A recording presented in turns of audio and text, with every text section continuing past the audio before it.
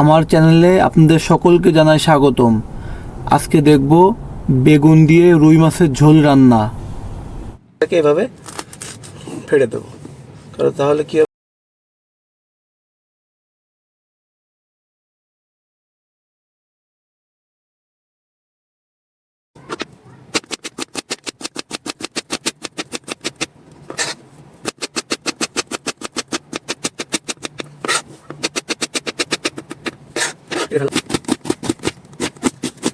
দেখেন মাঝখান থেকে কাটার পরে কিন্তু পেঁয়াজটা ছাড়াইনি। কেন ছাড়াইনি? কারণ এই কর্নারটা একটু লেগে আছে, দেখেছেন একটু লেগে আছে। কারণ লাগায় থাকলে আমি এই সাইডটা কাটতে আমার সহজ হবে। লাগিনি, লেগে আছে এই সাইডটা, কিন্তু কাটবো আমি এই সাইড থেকে শুরু করব, তাহলে আমার ওই সাইডটা লাস্টে পোজ দিতে সহজ হবে।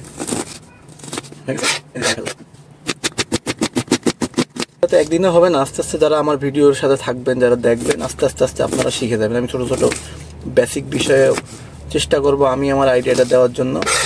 দেখেন কমপ্লিট হয়ে গেল আমার কুটাকুটি। নাড়তে থাকতে হবে নিয়মিত, যাতে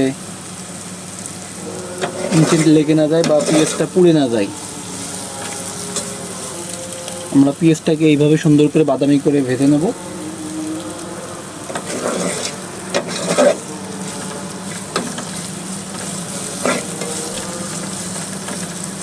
তো আমি পেঁয়াজটাকে এইভাবে ভেজে নিয়েছি, হালকা হালকা করে, হালকা বাদামি করে ভেজে নিয়েছি।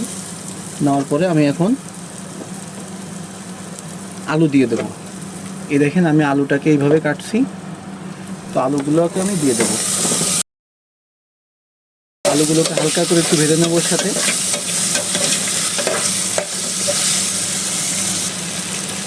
খেয়াল রাখবেন পেঁয়াজ ভাজার সময় যাতে জালটা সবসময় কম থাকে।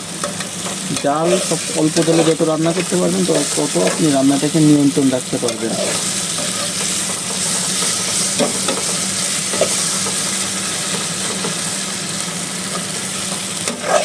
আপনি দেখতে পাচ্ছেন কি সুন্দরভাবে আলু থেকে পানি বের হয়ে যাচ্ছে, এই জন্য এখন আর লাগতেছে না তলে। তো এইভাবে আমরা 2-3 মিনিট ভেজে নেব, যাতে পেঁয়াজটাও হালকা হালকা ভাজা ভাজা হয়ে যায়। এখন দেখতে পাচ্ছেন আলুটাও আস্তে আস্তে লেগে যাচ্ছে নিচের দিকে।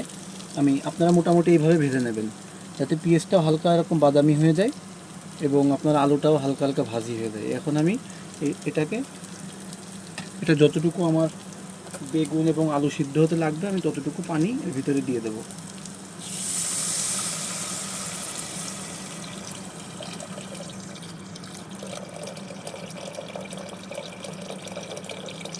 আপনারা আপনাদের পরিমাণ মতন পানি দিয়ে নেবেন। পানিটা আমি ঢেকে নিয়ে ফুটিয়ে নেব। ততক্ষণে আমি আমার বাকি কাজগুলো, বেগুন কাটা, পরিষ্কার করে কেটে নিয়ে আসি। সাথেই থাকুন। তো ফিরে আসলাম 5 মিনিট পর। এখন দেখেন আমাদের পানিটা কিন্তু ফুটে গেছে। তাহলে আমরা এখন বেগুনটাকে দিয়ে দেব।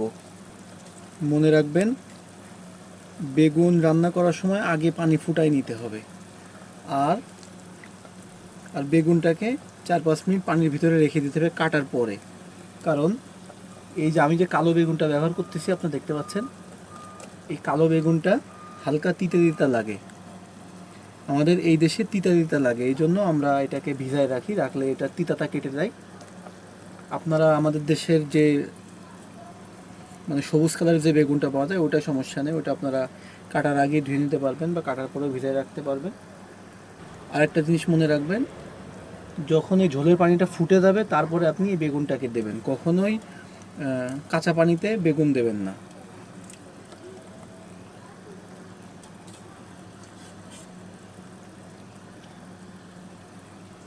এখন আমি এটাকে সুন্দরভাবে নেড়ে দেব।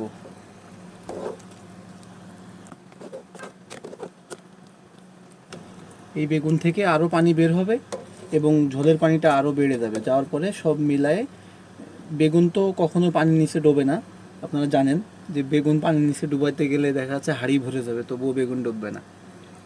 এই জন্য দেখেন পর্যাপ্ত পানি আছে তলে। তো আমি এখন এই অবস্থায় ঢেকে দেব। দেওয়ার পরে আমি 10 থেকে 15 মিনিট পরে ফিরে আসছি। আমরা এখন এই ধনেপাতা আর পুদিনা পাতাটাকে হালকা করে কুচি করে আনবো, এনে আমরা তরকারির ভিতরে দিয়ে দেব। ফ্লেভারের জন্য। চাইলে আপনারা খেতেও পারেন, এটা দিলে অনেকটা সবজি অনেকটা ফ্লেভার হয় বা ভালো লাগে, শীতের সময় ভালো লাগে। এই যে ধনেপাতাকে কুচি করে এনেছি, এটাকে আমরা এখন দিয়ে দেব। ওয়াও, কি সুন্দর ফ্লেভার আসতেছে। আশা করি এটা দিলে আরও সুন্দর ফ্লেভার আসবে। এটাকে দিয়ে আমরা 2 থেকে 3 মিনিট অপেক্ষা করব। হালকা একটু নিয়ে দিচ্ছি। ঝোলটা একেবারে কম রাখছি, কারণ ঝোলটা মাখা মাখা থাকলে ভালো লাগে। আমি মাখা মাখা খেতে পছন্দ করি। চাইলে আপনারা একটু ঝোল রাখতেও পারেন, কিন্তু বেগুনে এই যে কালো যে বেগুনটা, এই বেগুনটায় ঝোল রাখলে আসলে বেশি একটা ভালো লাগে না। তো আমরা এখন আবার ঢেকে দেব। তো ফিরে আসছি রান্না শেষ করার পর। দেখুন খাবারটা কতটা সুস্বাদু হয়েছে।